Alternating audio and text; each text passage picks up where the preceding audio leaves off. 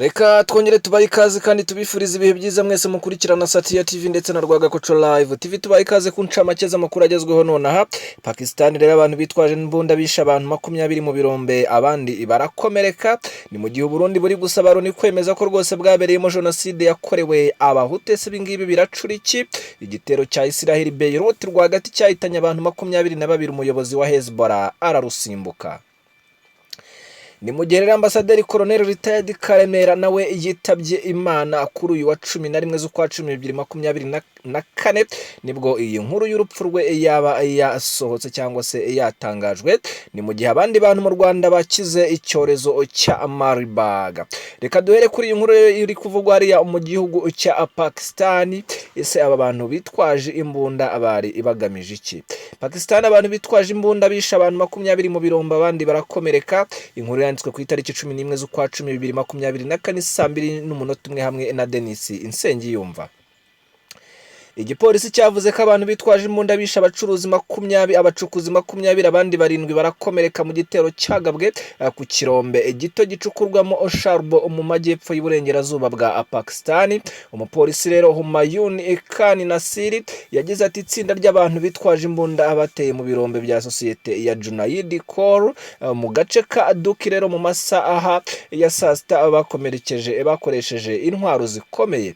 Igitero cyagabwe rero mu burasirazuba bw'umujyi wa Quetta, umurwa mukuru w'intara ya Balochistan isanzwe ituje nk'uko rwose DW ibitangaza.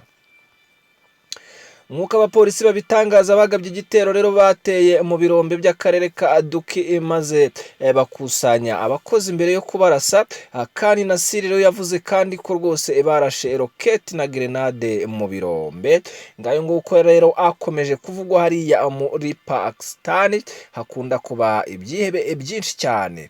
Rero ngayo nguko reka dusimbukire no kuri iyi nkuru iri kuvuga ku cyorezo cya Marburg hano mu Rwanda. Bari kuvuga yuko rwose abandi bantu mu Rwanda bakize Marburg ku itariki 11 z'ukwa 10 2024 saa 12:23 Babu Benjamin niwe wanditse iyi nkuru. Minisiteri y'ubuzima kuwa kane yatangaje ko hari abandi bantu 3 bamaze gukira indwara y'umuriro mwinshi iterwa na virusi ya Marburg, bituma umubare w'abamaze gukira iki cyorezo ugera ku bantu 15. Indi nkuru rero nziza kandi nuko mu bipimo 183 byafashwe nta muntu n'umwe wanduye wigeze agaragara. Ikindi nuko rwose nkuko byari byagenze kuwa gatatu Marburg ikaba nta muntu yigeze yica. Kugeza ubu rero mu cyumweru gishize hatangajwe ko Marburg yagaragaye mu Rwanda hamaze gufatwa ibipimo 2949. Ibyo rero ni ibipimo bimaze gufatwa ku bantu bose bakekwaho kuba rwose baragize icyorezo cya Marburg. Ngayo nguko rero ni ukuvuga yuko iyo nkuru ibi bipimo byagaragaje ko mu gihugu hose hamaze kwandura abantu 58, gusa muri bo 13 bakaba barapfuye naho 30 bakaba bakivurwa.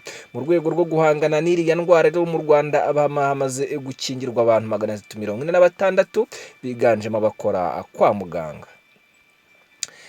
Ngayo nguko rero icyo ni icyorezo cya Marburg nacyo kimaze gufata intera hano mu Rwanda cyica bamwe ndetse abandi bakira abandi bakomeza kuremba. Nyagasana akomeza bishimire muri byose rero. Reka tubararikire kuza gukurikirana andi makuru yacu agezweho mu kanya karibuze. Nyagasana akomeza bishimire muri byose. Ciao ciao.